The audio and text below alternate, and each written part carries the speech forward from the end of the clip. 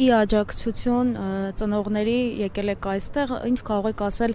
նախ պարզ դարձավ, որ ռազմական ոստիկանության 7 ծառայող բողոք է գրել, ասելով, որ Պաշտպանության նախարարության դիմաց տեղի ունեցած միջադեպի հետևանքով վնասվածքներ է ստացել, ծնողները այստեղ նաև պատմում էին մեզ, որ ծնողներն էլ են վնասվածքներ այդ միջադեպի արդյունքում ստացել եւ այնտեղ իրավիճակը բավականին լարված էր, հախուռն էր եւ այս մարդիկ արդարացի պահանջով այնտեղ էին, որպեսզի իրենց որդիներին գտնեն։ Խնդրին լուծում չտալու, չկարողանալով խնդրին լուծում տալ, քաղաքական ղեկավարությունը սկսել է դիմել այսպիսի մանիպուլյատիվ գործողությունների, զոհված զինվորների ծնողների ու անհետ կորածների ծնողների հուզական ֆոնի վրա նրանք կարողացել են կոպիտ ասած աչոք հավաքել եւ 7 ծառայողների, համակարգի ծառայողների տված ցուցմունքների հիման վրա գործ են կարել այս մարդկանց վրա,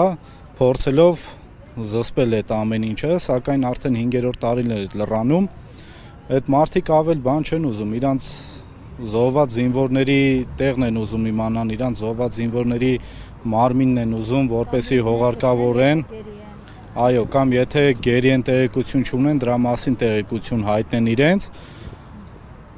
կամ էլ 4-րդ տարբերակը որպես քաղաքական ղեկավարություն տան այնպիսի պատասխան, որ գոնե այս մարդիկ դուրս չգան ամեն անգամ այդ ցավով չգնան հասնեն Պաշտպանության նախարարության շենքի դիմաց կամ չգան կառավարության շենքի դիմաց ու այդ ցավը ամեն անգամ այս ազգը չտեսնի ու չապրի։ Ազգային անվտանգության ծառայության տնօրենը բախվում էր, հայտնի չի, օրինակ այս հարցը քննարկվել է, չի քննարկվել, հայտնի չի ընդհանրապես քանի, այսինքն անհետ կորած կա իրական թիվը, հա, տարբեր թվեր են նշվում, պաշտոնական թիվը այլ էր, հետո ծնողները այլ թիվ հրապարակեցին։ Տեսեք, էլ գերի բառն էլ չի շոշափվում, քաղաքական ղեկավար կոչվածը այնտեղ ձևակերպում էր տվել գերիներին անազատության մեջ գտնվող անձինք էր կոչել, պատերազմի երկարատև պայքարի արդյունքում անազատության մեջ հայտնված անձինք է արդեն կոչում, ու այդ արդեն նիշը շատ անհամեմատ ցածրացել է եւ ես չեմ պատկերացնում, որ հայկական կողմը կարողանա ինչ-որ բան պահանջել նրանցից, եթե Իլհամ Ալիևը չցանկանա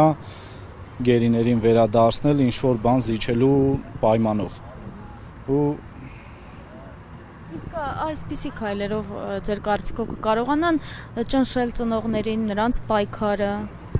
պահանջներ։ Այստեղ մենակ ծնողների հարցը չի, ուղղակի մենք սիրում ենք խնդիրը հասնի